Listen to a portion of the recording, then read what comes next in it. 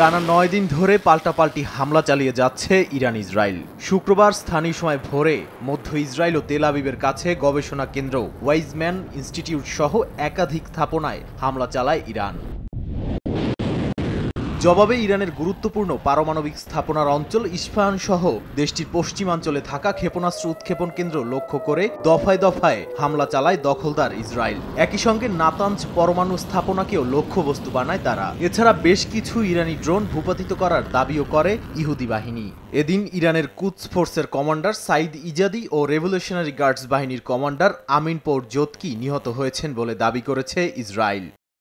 চলমান সংঘাতের মধ্যেই ইরানের উত্তরাঞ্চলের সেমনান শহরে 5.1 মাত্রার ভূমিকম্প অনুভূত হয়। শহরটির কাছেই একটি মহাকাশ ও ক্ষেপণাস্ত্র কেন্দ্রের অবস্থান হওয়ায় তা নিয়ে তৈরি হয়েছে নানা গুঞ্জন।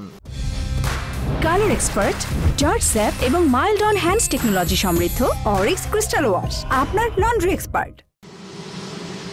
এর মধ্যেই এক প্রশ্নের জবাবে মার্কিন প্রেসিডেন্ট ডোনাল্ড ট্রাম্প বলেন, ইরানে হামলা বন্ধে ইসরায়েলকে কোনো ধরনের চাপ দেয়া উচিত হবে না। ইসরায়েলি প্রধানমন্ত্রী বিনিয়ামিন নেতানিয়াহু বলেছেন, লক্ষ্য অর্জনে হামলা চালিয়ে যাবে তার দেশ। 20,000 ক্ষেপণাস্ত্র এবং একটি উন্মাদ শাসক গোষ্ঠীর পারমাণবিক বোমার হুমকি, এটা ইসরায়েলের অস্তিত্বের সংকট।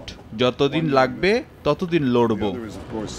এদিকে আগামী সোমবার রুশ প্রেসিডেন্ট ভ্লাদিমির পুতিনের সঙ্গে বৈঠকে বসছেন ইরানের পররাষ্ট্রমন্ত্রী আব্বাস আরাকচি বলে জানিয়েছে গণমাধ্যম।